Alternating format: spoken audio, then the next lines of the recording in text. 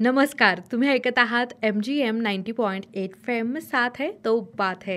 MGM radio 90.8 FM सामाजिक न्याय आणि सक्षमीकरण मंत्रालय, भारत सरकार तसेच कम्युनिटी रेडिओ असोसिएशन यांच्या संयुक्त विद्यमाने प्रसारित करीत आहोत ज्येष्ठ नागरिकांसाठीच्या विविध योजनांची ओळख करून देणारा कार्यक्रम ध्यास अव्ययचा, सन्मान ज्येष्ठांचा. चला ऐकूयात या कार्यक्रमाचा 13वा भाग. आजोबा कुठे आहात तुम्ही? अरे आलो. या लवकर, आता तर थंडी गेली, आता तयारी नाही ना काही करायची. म्हणजे कडाक्याच्या थंडीचे दिवस तर गेलेत. आता बघा ना, दिवसा कडक ऊन लागतंय, पण सकाळी आणि रात्री थोडीशी थंडी जाणवते. पण खरं सांगू का, हा असा जो ऋतूंचा संधिकाल असतो ना, त्यामध्ये आजार पण वाढतच बघा. अगदी बरोबर बोललीस तू. अरे आमच्यासाठी तर हा संधिकाल म्हणजे जरा अवघडच काळ असतो ग. ठीक आहे आजोबा, आणि आम्ही आहोतच ना तुमची काळजी घ्यायला. हो ग, तू आहेस म्हणून तर मला काही काळजी नाही. बरं, पण आज काय रेडिओच्या कार्यक्रमामध्ये काही सांगायचं काय श्रोत्यांना? तयारी झाली का सगळी? काय सांगायचंय याची तयारी झालीये. मला तयार व्हायचंय. मी 1-2 मिनिटात तयार होऊन येते. ये आलेच. ये. हमारे बुजुर्ग हमारा सम्मान. सपनों का बादल तुझे बुलाए. कहते हैं बुजुर्गों की दुआ में असर बहुत है. हर एक तूफान का रुख मोड़ देती है, और इन्हीं बुजुर्गों को उनका सम्मान, उनका हक दिलाने और ख्याल रखने हम लाए हैं एक बेहद खास कार्यक्रम, हमारे बुजुर्ग हमारा सम्मान. तेरा हर कदम जो खुददारी का हो, जहां सभी बुजुर्गों की सेहत से जुड़ी एक्सपर्ट एडवाइस, कानूनी सलाह, सरकार द्वारा दी जा रही सुविधाएं व अधिकार, और सभी सीनियर सिटीजन्स के जीवन को आसान बना रही टेक्नोलॉजी के साथ साथ फाइनेंशियल एडवाइस और भी बहुत सी जरूरी बातें इस कार्यक्रम में आप सुन पाएंगे. कठिन है अगर रास्ता, तू फिक्र. इस कार्यक्रम को आप तक ला रहे हैं सामाजिक न्याय एवं अधिकारिता मंत्रालय, भारत सरकार व सामुदायिक रेडियो एसोसिएशन. उड़ने की कोशिश में निकल आएंगे पर, तो अपने बुजुर्गों को दीजिए सम्मान पूर्वक जीवन और अधिकार. कार्यक्रम हमारे बुजुर्ग हमारा सम्मान के साथ. खुली आंखों से देख तू सपना, सर उठा के जी. हमारे बुजुर्ग हमारा सम्मान. सर उठा के जी. चला आले मी. कार्यक्रमाला सुरुवात करायची. अरे वा, लवकर आलीस की. अरे तुम्ही पोरं खूप फास्ट आहेत बरं का. मग नात कोणाची आहे मी? अहो, ही सगळी एनर्जी तुमच्याकडूनच घेत असते. बरं, आता हरभऱ्याच्या झाडावर किती चढवणार आहेस मला? अहो काय आजोबा, खरं सांगतेय मी. श्रोते हो, नमस्कार. मी आहे भरत आजोबा, आणि मी आहे आजोबांची लाडकी नात लक्ष्मी. आम्ही दोघेही तुम्हा सर्वांचं मनापासून स्वागत करतो आपल्या कार्यक्रमामध्ये, ज्याचं नाव आहे ध्यास अव्ययचा, सन्मान ज्येष्ठांचा. मित्रांनो, तुम्हाला माहित आहे की हा कार्यक्रम आपल्या ज्येष्ठ नागरिकांसाठी प्रसारित होत असतो. या कार्यक्रमामध्ये ज्येष्ठ नागरिकांसाठी चालवल्या जाणाऱ्या विशेष कल्याणकारी योजनांच्या संदर्भात आपण माहिती घेत असतो, आणि या योजनांचा लाभ कसा घेऊ शकतो यावर सुद्धा विस्तारानं चर्चा करीत असतो. भारत सरकारच्या सामाजिक न्याय आणि सक्षमीकरण मंत्रालयाच्या नेतृत्वामध्ये आणि सामुदायिक रेडिओ असोसिएशनच्या सहकार्याने ध्यास अव्ययचा, सन्मान ज्येष्ठांचा हा कार्यक्रम घेऊन पुन्हा एकदा आम्ही हजर झालेलो आहोत. सामाजिक न्याय आणि अधिकारिता मंत्रालय हे भारत सरकारचं असं मंत्रालय आहे की जे समाजामध्ये सामाजिक न्याय आणि सामाजिक कल्याणाची सुनिश्चिती करण्यासाठी कायम तत्पर असतं. दिव्यांगजन, मागास आणि अतिमागास वर्ग, ज्येष्ठ नागरिक आणि इतरही अनेक विशेष समूहांसाठी वेळोवेळी वेगवेगळ्या योजना आणि कार्यक्रम या मंत्रालयाच्या माध्यमातून राबवले जातात. सामाजिक न्यायाला प्रोत्साहन मिळण्यासाठी या सर्व कार्यक्रमांचं आयोजन केलं जातं. लक्ष्मी, काल एक गृहस्थ भेटले होते बघ मला, आणि ते तुझं खूप कौतुक करत होते. माझं कौतुक? कशासाठी? अरे मला म्हणत होते की त्यांना माझा खूप हेवा वाटतोय. का तर लक्ष्मीसारखी नात तुझ्याजवळ आहे म्हणून. ओ असं होय. आणि आपला कार्यक्रम सुद्धा ऐकतात बरं का ते. आणि त्यामुळं कार्यक्रम सुद्धा त्यांना खूप आवडतो असंही सांगत होते. अहो बास आजोबा, किती कौतुक कराल. अरे खरं सांगतोय मी. ते गृहस्थ ना मला कुठल्या तरी योजनेच्या संदर्भात विचारत होते. त्यांना चालताना जरा अडचण येते. बरं. तर त्यांना वॉकर हवाय. आणि मला असं वाटतं की लक्ष्मी या वयोश्री योजनेच्या माध्यमातून त्यांना हा वॉकर निश्चितपणे मिळू शकेल. हो ना? अगदी बरोबर आजोबा. अटल वयो अभ्युदय योजनेच्या अनेक योजनांपैकी एक वयोश्री योजना आहे. या योजनेच्या माध्यमातून सरकार अशा अनेक वृद्धांना जे चालू शकत नाहीत त्यांना वॉकर देतं. ज्यांना ऐकू येत नाही त्यांना श्रवण यंत्र सुद्धा मिळू शकतं. ज्यांना डोळ्यांनी दिसत नाही त्यांच्यासाठी चष्मे सुद्धा दिले जातात. म्हणजे जवळपास 90 प्रकारची उपकरणं या वयोश्री योजनेच्या अंतर्गत सरकारकडून दिली जात आहेत. अरे इतनी सुबह सुबह कौन है भाई? अरे बड़े बाबू, मेरे घर आप? क्या करूं सुखी भाई, रोज तुम्हारे साथ टहलता था, अब 10-15 दिन से तुम आ ही नहीं रहे. क्या कहूं बड़े बाबू, अब चला ही नहीं जा रहा. उम्र भी बढ़ती जा रही है, जोड़ों के दर्द से चलना मुश्किल है. तो मेरे जैसे वॉकर क्यों नहीं ले लेते? साथ साथ टहलने का मजा फिर आ जाए. अरे बड़ा बाबू, हमारे पास इतने पैसे कहाँ कि हम भी ले लें अपना वॉकर. अरे काका, अब चिंता छोड़िए, राष्ट्रीय वयोश्री योजना से नाता जोड़िए. क्या है ये राष्ट्रीय वयोश्री योजना? अरे काका, हमारे भारत सरकार ने हमारे देश के 70% वृद्ध नागरिक जो आयु संबंधित विकलांगता का सामना कर रहे हैं, जो बीपीएल की श्रेणी में आते हैं या जिनकी मासिक आय 15,000 तक है, उन्हें जीवन सहायता उपकरण प्रदान करने का काम किया है, जिसमें चलने वाली छड़ी, बैसाखी, वॉकर, ट्राइपॉड छड़ी, सुनने की मशीन, कृत्रिम दांत और चश्मे, wheelchair, folding chair commode, knee belt, spine belt, neck belt, कमर का बेल्ट जैसे उपकरण फ्री में मिल रहे हैं. अच्छा, ऐसा क्या? हमें कैसे मिले और किसी को मिला है क्या? भारत सरकार ने सामाजिक न्याय और अधिकारिता मंत्रालय के तहत राष्ट्रीय वयोश्री योजना कृत्रिम अंग निर्माण निगम एलिम्को द्वारा देश भर में इस योजना द्वारा शिविर लगाकर 3,60,175 से ज्यादा वरिष्ठ जनों को उपकरण दिए हैं. इसके लिए आप शिविरों में आधार कार्ड, पैन कार्ड, राशन कार्ड, आय प्रमाण पत्र लेके जा सकते हैं.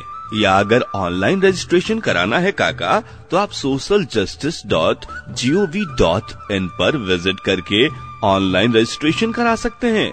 और सबसे सरल तो ये होगा कि आप एल्डर लाइन 14567 पर कॉल करें अभी. अरे वाह, कितनी अच्छी जानकारी दी तुमने. अब मैं भी लूंगा वॉकर और बड़े बाबू के साथ मैं भी सैर पे जाऊंगा. वयोश्री योजना का लाभ उठाएं, वृद्ध जनों का सम्मान उन्हें लौटाएं. सीआरए द्वारा निर्मित सामाजिक न्याय और अधिकारिता मंत्रालय द्वारा जनहित में जारी. लक्ष्मी, पुन्हा एकदा आठवण करून दिलीस ना, हे बरं केलंस. अहो पण आजोबा, एखादी योजना आपण विसरलो किंवा नाही लक्षात राहिली आपल्या, तर आपल्या जादुई नंबरवर फोन लावायचा ना लगेच 14567. बरोबर. आणि या नंबरवर फोन करून आपल्या ज्या काही शंका आहेत त्या विचारून घ्यायच्या लगेच. हे मात्र अगदी खरं आहे लक्ष्मी. हा नंबर खरंच जादू आहे बरं का. येस. पण मला असं वाटतं की ते गृहस्थ एकटे राहू शकत नाही, कारण त्यांच्या घरामध्ये ते एकटेच राहतात असं सांगत होते. खूप दुःखी आहेत आणि त्यांची सगळी मुलं त्यांना सोडून गेली आहेत. ओ.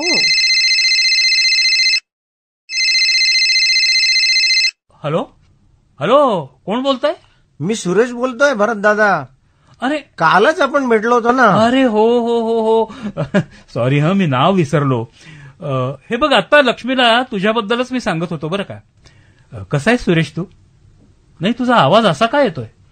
अरे काय सांगू दादा, माझी मुलं ना खूपच मोठी झाली रे, खूप मोठी. अरे काय झालं काय रे? तुझा आवाज एकदम जड झालाय. या मुलांना फक्त सणासुदीला माझी आठवण येते. एरवी हे घर ना मला खायला उठतं बघ. अरे असं नको बोलूस. तुझी मुलं तर खूप समजूतदार असतील ना? हा, जरा जास्त समजूतदार आहेत. त्यांच्या बापाला विसरलीत रे ते. अरे मी कसा राहतोय, इथेच राहतोय की अजून कुठे गेलो आहे, कुठल्या अवस्थेत आहे, असे काही प्रश्न पडत नाही त्यांना. असं म्हणू नकोस. अरे मी आहे ना. तू खूप भाग्यवान आहेस रे भरत. तुझी नात तुझी केवढी काळजी करते.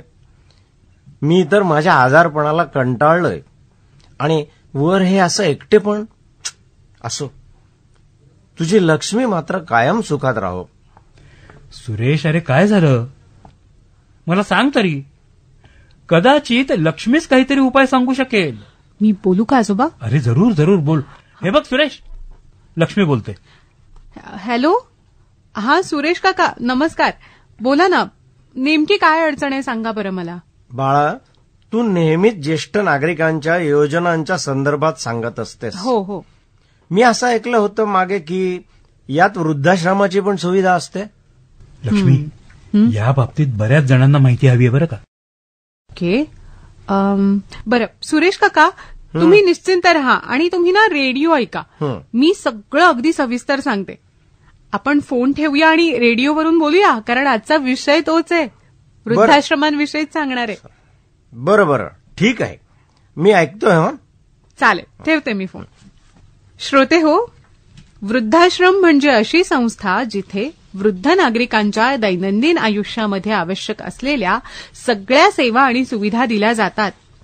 वृद्धाश्रम हे वृद्ध नागरिकांसाठी असतात. अर्थातच ज्येष्ठ नागरिक आपल्या कुटुंबासोबत राहत नाहीत किंवा ज्यांना अधिक काळजीची गरज आहे, जे एकटेच राहतात, अशा सगळ्या ज्येष्ठ नागरिकांना सुरक्षित आणि सुविधांनी युक्त आणि सहयोगात्मक वातावरण प्रदान करण्यासाठी या वृद्धाश्रमांची स्थापना झालेली असते. पण लक्ष्मी, नेमकी यामध्ये कोणती सुविधा मिळते?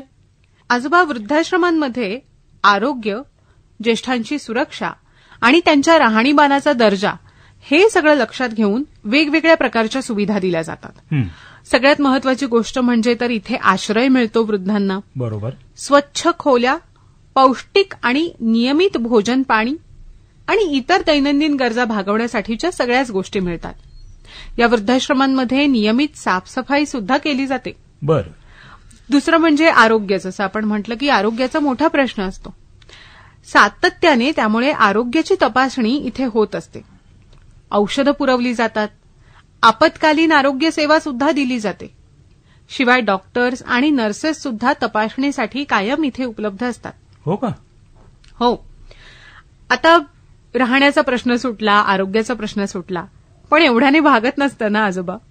माणसाला छान राहण्यासाठी आणखीन एका गोष्टीची गरज असते, ते म्हणजे मानसिक स्वास्थ्य, जे ना माणसांमध्ये राहून त्यांच्याबरोबर मिळून मिसळूनच आपल्याला मिळत असतं. त्यामुळे समाजाशी आपलं नातं जोडलेलं राहावं यासाठी या वृद्धाश्रमांमध्ये वेगवेगळ्या प्रकारचे मनोरंजनाचे कार्यक्रम होत असतात. नाटकं सादर केली जातात, गाणी सादर केली जातात, वेगवेगळे खेळ खेळले जातात, योग सुद्धा केला जातो. सणांच्या निमित्ताने वेगवेगळ्या सांस्कृतिक कार्यक्रमांचं आयोजन केलं जातं. सगळे सण सुद्धा अगदी उत्साहात साजरे होतात. हो.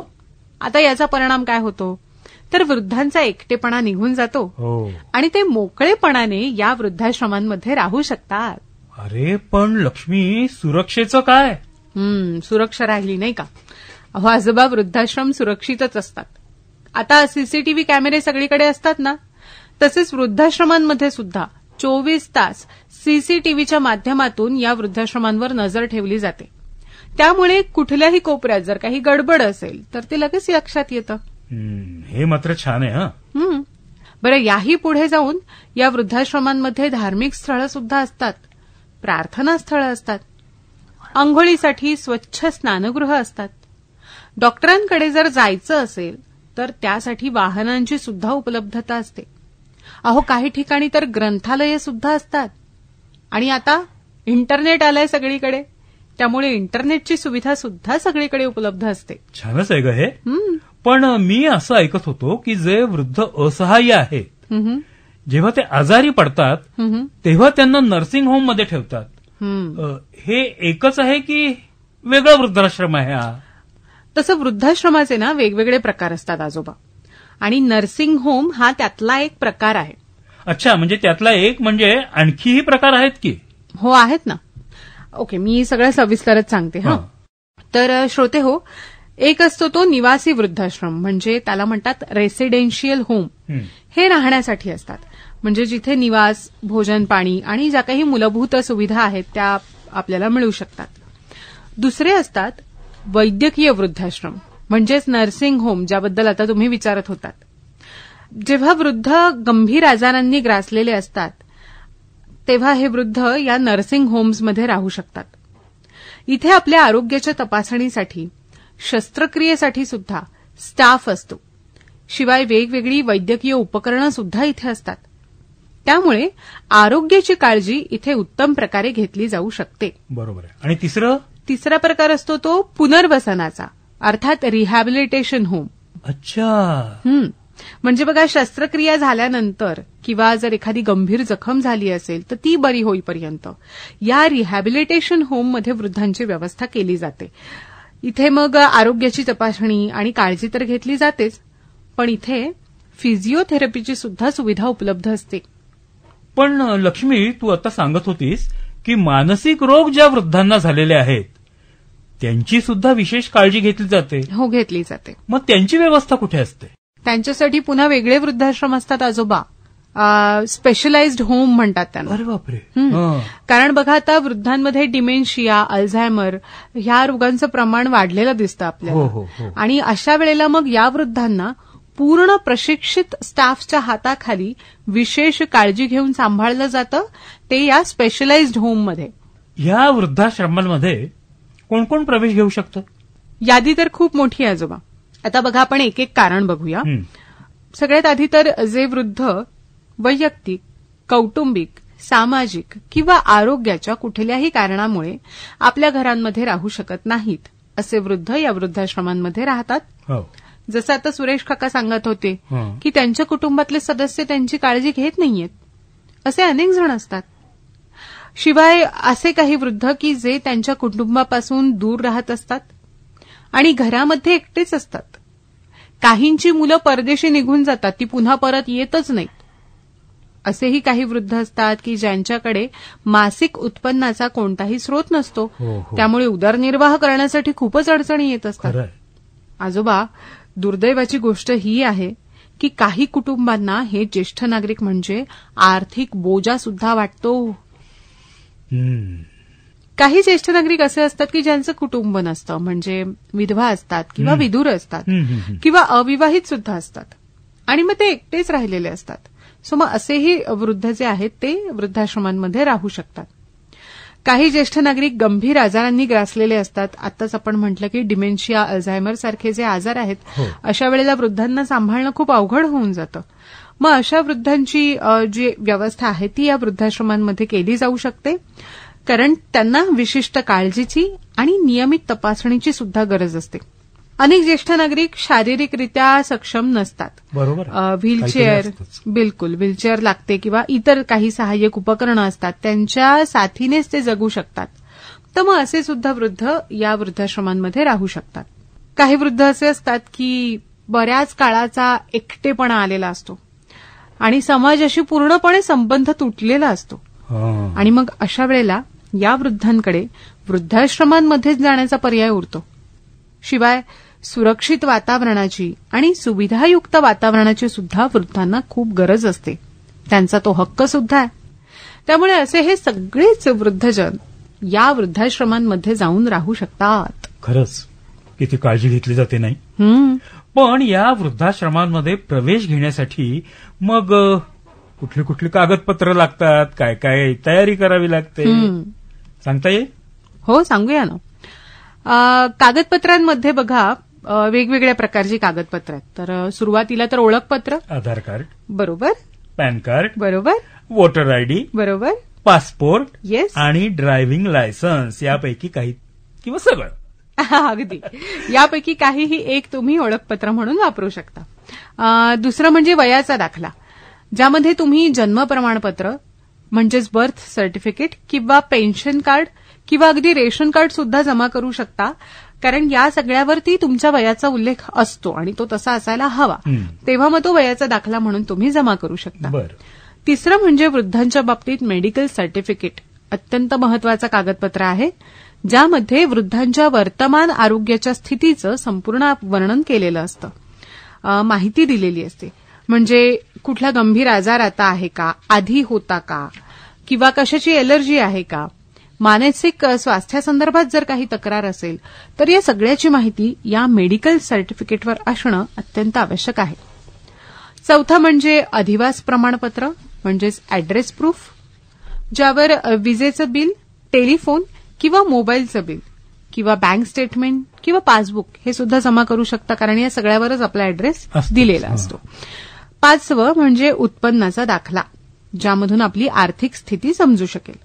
मग त्यासाठी तुम्ही पेन्शन कार्ड किंवा ज्यावर कुटुंबाची आणि तुमच्या उत्पन्नाची माहिती आहे असं रेशन कार्ड यासारखी प्रमाणपत्र तुम्ही देऊ शकता. काही वृद्ध असे असतात आजोबा की जे गार्डियनकडे राहत असतात, तर मग अशा वेळेला अशा गार्डियन्सचं नाव, त्यांचा पत्ता आणि त्यांचं सहमतीपत्र हे सुद्धा आपल्याला जमा करावं लागतं. अच्छा, बरं बरं बरं. लक्ष्मी, हे सगळं ऐकून मला काय वाटतं माहितीये की अडचणी प्रत्येकाच्या आयुष्यात येणार आहेत, पण त्या आपण सोडवतो कशा यावर खूप काही गोष्टी अवलंबून आहेत. करेक्ट आजोबा. आता बघ ना, सरकारनं वृद्धांसाठी किती सोयी उपलब्ध करून दिल्या आहेत आणि प्रत्येक जिल्ह्यामध्ये वृद्धाश्रम सुद्धा उघडलेले आहेत. खरंय आजोबा. अहो आजोबा, 2024-25च्या केंद्रीय बजेटमध्ये सरकारने या वृद्धाश्रमांसाठी कोट्यावधी रुपयांची तरतूद केली आहे. अरे, सरकारकडून गरजू लोकांची खूपच काळजी घेतली जाते. एक पाऊल पुढे जाऊन ज्येष्ठांनी सुद्धा या योजनेचा लाभ नक्कीच घेतला पाहिजे. अगदी खरं. श्रोते हो, स्नेह सावली वृद्धाश्रमाचे संस्थापक अविनाश वैद्य हे आता आपल्याला वृद्धाश्रमांच्या त्यांच्या दृष्टिकोनाविषयी सांगतायत. ऐकूया त्यांचं काय म्हणणं आहे. वृद्धाश्रम खरं म्हटलं तर ही संकल्पना काही आम्ही निर्माण केलेली आहे किंवा त्याच्यातनं काही नवीन शोध निर्माण केला आहे अशातला अजिबात भाग नाही. अगदी अनादी अनाकालपासून समाजात वृद्धाश्रम हे होते. वृद्धांची सेवा करणं, काळजी घेणं ही कन्सेप्ट तशी खूप जुनी आहे, त्यात काही नवीन काही नाही. फक्त आजच्या युगात 2023-2022 साली वृद्धांच्या नशिबी येणारी परवड पाहिली, कदाचित समाजाची व्यवधानं, समाजाचे विचार, समाजाची व्यस्तता हे नेहमीच थोडंसं चेंज होत असतं आणि ह्या काळात जे वयस्कर आहेत 70, 80, 90 वयोगटातले त्यांच्याकडे लक्ष द्यायला तरुण पिढीला थोडासा वेळ नाहीये. तरुण पिढी आज त्यांच्या कामात व्यग्र आहे, व्यस्त आहे आणि त्यामुळे त्यांच्याकडे दुर्लक्ष होत आहे. कदाचित त्यांच्याकडे थोडंसं जास्ती प्रमाणात दुर्लक्ष होत आहे आणि त्यावेळेस वृद्धाश्रम हा त्यावरचा सर्वात चांगला उपाय आहे असं मला वाटतं. वृद्धाश्रम म्हणजे थोडीशी वेगळ्या प्रकारची मानसिकता समाजात तर रुळलेली आहे, पण तिच्याकडे त्या दृष्टीने बघू नका.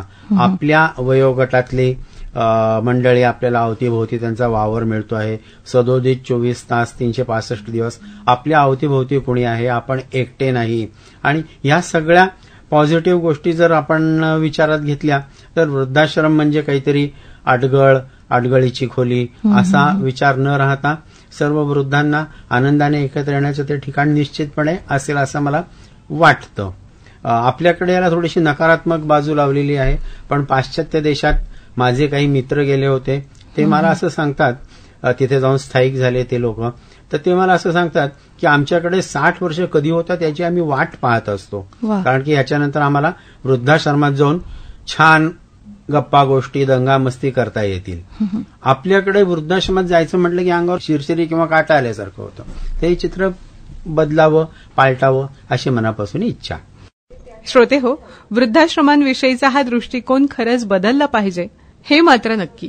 श्रोते हो, ध्यास अव्ययचा सन्मान ज्येष्ठांचा या विशेष कार्यक्रमामध्ये आपण वृद्धाश्रमांविषयी माहिती घेतली आहे. भारत सरकारच्या सामाजिक न्याय आणि सक्षमीकरण मंत्रालयाच्या सौजन्याने आणि सामुदायिक रेडिओ असोसिएशनच्या मार्गदर्शनातून हा कार्यक्रम आम्ही तुमच्यापर्यंत पोहोचवत असतो. अटल वयोअभ्युदय योजनेच्या माध्यमातून वृद्धांचं आयुष्य सुकर व्हावं यासाठी अनेक योजना राबवल्या जातात.